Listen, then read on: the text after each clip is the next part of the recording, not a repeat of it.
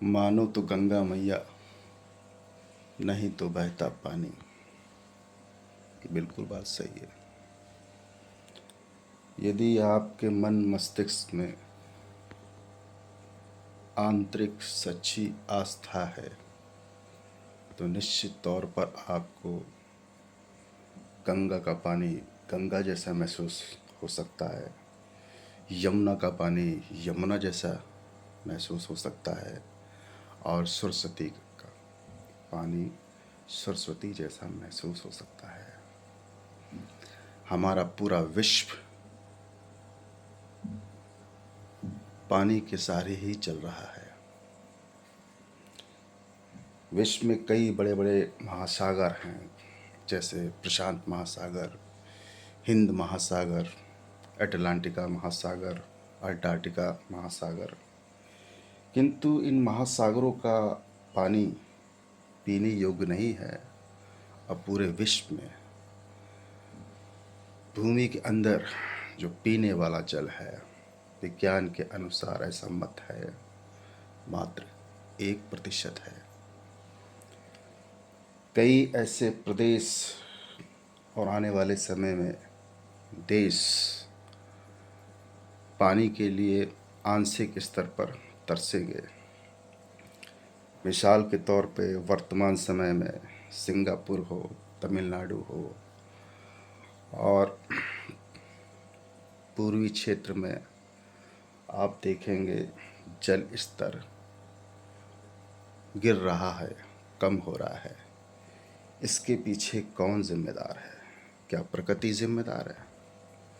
प्रकृति जब बनी थी, बनने से पहले भी जिम्मेदार नहीं थी, न आज जिम्मेदार है, और न आने वाले समय में हजारों वर्ष लाखों वर्ष तक प्रकृति जिम्मेदार कभी नहीं हो सकती।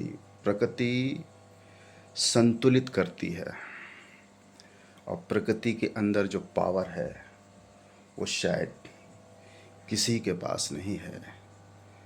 हमें बहुत कुछ प्रकृति से सीखना चाहिए, जीव जंतुओं से सीखना चाहिए।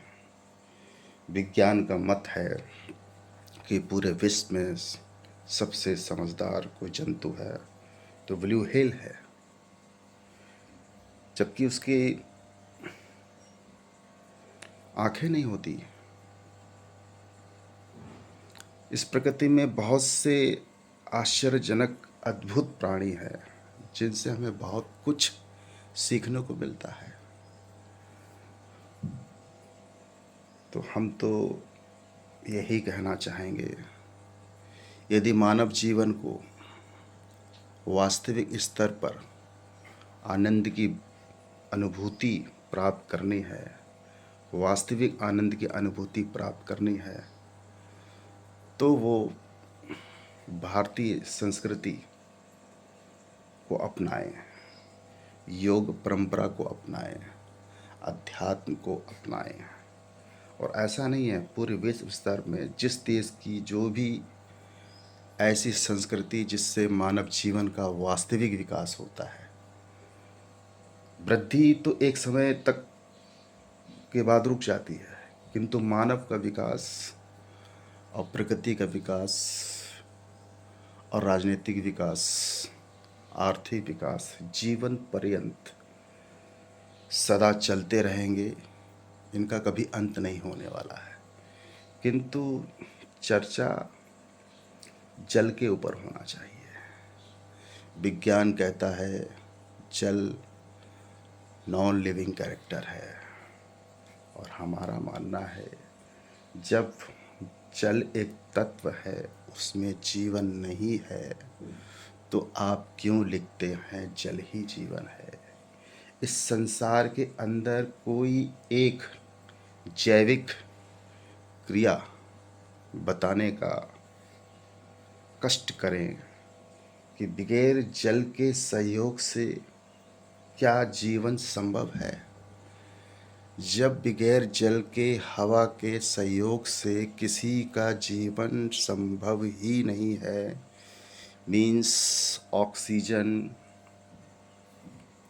नाइट्रोजन, कार्बन डाइऑक्साइड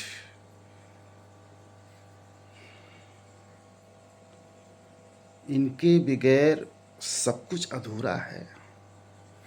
तो फिर इस पर एक विश्व लेवल पर रिसर्च होनी चाहिए। किंतु अध्यात्म ने सिद्ध कर लिया है कि इस संसार के अंदर जितने भी आविष्कार हुए हैं उनके अंग्रेजी में नाम रखे गए हों या किसी भी भाषा में नाम रखे गए हों, उनकी शुरुआत 5 वर्ड यानी जो एलिमेंट होता है उसके नाम की शुरुआत 5 वर्णों से होता है। उसके बाद अपनी सुविधा अनुसार उसमें ELY, LY, NXYZ किए गए हो सकते हैं अपनी वार्तालाप की सुविधा के लिए। यानी ये संसार का निर्माण 5 तत्वों से हुआ है। हम जाने अनजाने में भगवान, ईश्वर, अल्लाह, गॉड, वायुगुरु, महाकाल यानी कई पर्यायवाची हैं जिनके नाम से हम ईश्वर को सुशोभित करते हैं। ये हमारा अपनी आस्था है। किंतु जब उसकी गहराई में जाएंगे तो भाव का मतलब क्या होता है? भाव भूमि जो जन्म देती है, जीव जंतु को भी जन्म देती है, प्रकृति को भी जन्म देती है, इंसान को भी जन्म देती है। भूमि, अग्नि, आ से अग्नि, बगैर अग्नि के तापमान को निर्धारित नहीं किया जा सकता है। गगन, गगन में अनगिनत लाखों तारे हैं, सूर्य भी एक तारा है। किंतु गुरु, जो गुरुत्वाकर्षण शब्द आया है, एक ऐसा गुरु इस ब्रह्मांड का जो सबको आकर्षित कर रहा है अपने पास और नियम संगत एक धुरी पर सबको संकेत देकर इस ब्रह्मांड के चक्र को क्रियान्वित कर रहा है। वायु, हवा, इसके बगैर तो संसार ही अधूरा है। नीर, जो पहले मैं बोल चुका हूँ, बहुत बड़े बड़े महासागर हैं। किंतु जल, प्रकृति को, ब्रह्मांड को पता है जिस ग्रह पर जीव जंतुओं और मनुष्य को जीवित रहने के लिए कितनी मात्रा की पानी की आवश्यकता होती है, उसको प्रकृति ने स्वतः शुद्ध करके रखा हुआ है। यानी भगवान।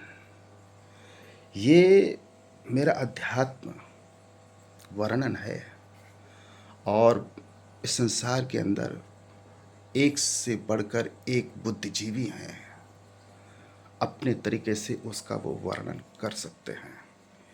किंतु अंतो गत्वा, मानो तो गंगा मैया, नहीं तो बहता पानी। किसी ने गंगा को गंगा मान लिया और किसी ने उसी पानी को जमजम मान लिया और किसी ने कुछ और परंपराएं स्थापित कर दी। सत्ता को कायम रखने के लिए एक लकीर खींच दी। किसके लिए? सिर्फ अपनी खुशी के लिए, अपने आनंद के लिए, अपने कुनबे को एक दूसरे तरीके से स्थापित करने के लिए। इसलिए मित्रों, सूर्य निकलने से पहले स्नान करें, योगा करें, अध्यात्म करें, एक्सरसाइज करें, प्रकृति से जुड़ें, मानव सेवा करें, अच्छी सोच रखें, अच्छे विचार रखें, मानव हित कल्याण के बारे में स्मरण करें। यही जीवन है और जब उस राह की ओर आप चल पड़ेंगे तब आपको वास्तविक आनंद की अनुभूति होगी। और बाकी जितने भी आनंद हैं, जिनसे आपको आंशिक आनंद की प्राप्ति होती है, जिसका कोई निश्चित समय नहीं है, निश्चित तौर पर वो खत्म होने वाला है, वो वास्तविक आनंद नहीं, वो क्षणिक और छलवा जैसा आनंद है, जिसकी वजह से मनुष्य की आयु कम हो रही है और कर्मों के अनुसार प्रकृति निर्धारित करती है किसको कैसा, किस लेवल का, किस तरीके का, कब, किस समय, किस जगह उसको प्राकृतिक पनिशमेंट देना है। बाकी धन के पीछे दुनिया भाग रही है। धन आनंद की पहली सीढ़ी तो हो सकती है, किंतु किंतु अंतिम पड़ाव नहीं। असली आनंद स्वयं के अंदर है। स्वयं को जानिए, स्वयं को पहचानिए। इस पृथ्वी पर प्रकृति ने आपको किस कार्य योजना के तहत भेजा है, इसके लिए आपको प्रकृति से जुड़ना होगा। तभी आप निर्णय कर सकते हैं कि आप किस आनंद की तलाश में हैं। धन्यवाद मित्रों। जय हो गंगा मैया की, यमुना मैया की, सरस्वती माता की, और सभी को गंगा स्नान की बहुत बहुत शुभकामनाएं।